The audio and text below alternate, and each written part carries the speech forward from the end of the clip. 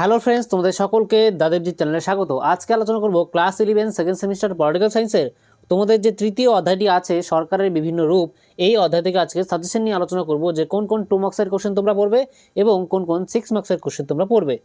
First question দেখো 2 মার্কসের, যে গণতন্ত্র কাকে বলে, গণতন্ত্রের দুটি বৈশিষ্ট্য লেখো, তারপরে প্রত্যক্ষ গণতন্ত্র কাকে বলে, তারপরে প্রত্যক্ষ গণতন্ত্র বিলুপ্তির দুটি কারণ লেখো, তারপরে পরোক্ষ গণতন্ত্র কাকে বলে আর পরোক্ষ গণতন্ত্রের দুটি বৈশিষ্ট্য রাখো, আর কর্তৃত্ববাদের সংজ্ঞা দাও। নেক্সট দেখো,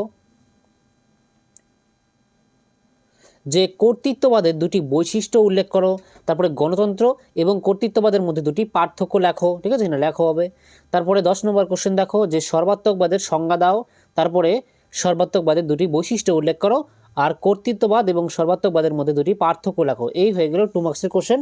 এবার দেখো যে 6 মার্কসের কোন কোন কোশ্চেন তোমরা পড়বে।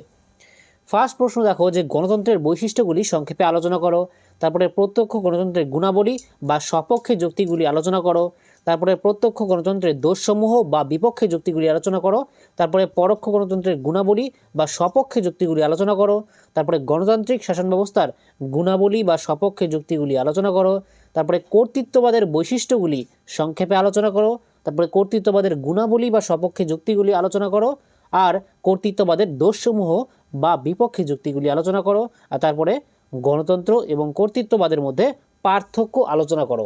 নেক্সট প্রশ্ন দেখো, যে 10 নম্বর, যে সর্বাত্মকবাদের বৈশিষ্ট্যগুলি সংক্ষেপে আলোচনা করো, তারপরে সর্বাত্মকবাদের গুণাবলী বা সপক্ষে যুক্তিগুলি আলোচনা করো, তারপরে লাস্ট প্রশ্ন, যে সর্বাত্মকবাদের দোষসমূহ বা বিপক্ষে যুক্তিগুলি আলোচনা করো।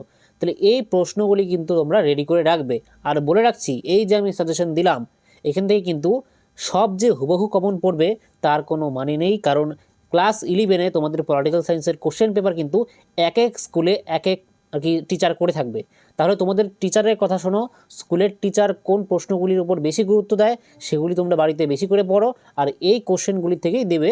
ঠিক আছে, কিন্তু তোমরা তোমাদের স্কুলের টিচারের কথা একটু ভালো মতো গুরুত্ব দিয়ে পড়ো। ঠিক আছে, তাহলে এই ছিল আজকের আলোচনা। দেখা হচ্ছে তাদের পরবর্তী কোনো ভিডিওতে। ততক্ষণের জন্য বাই।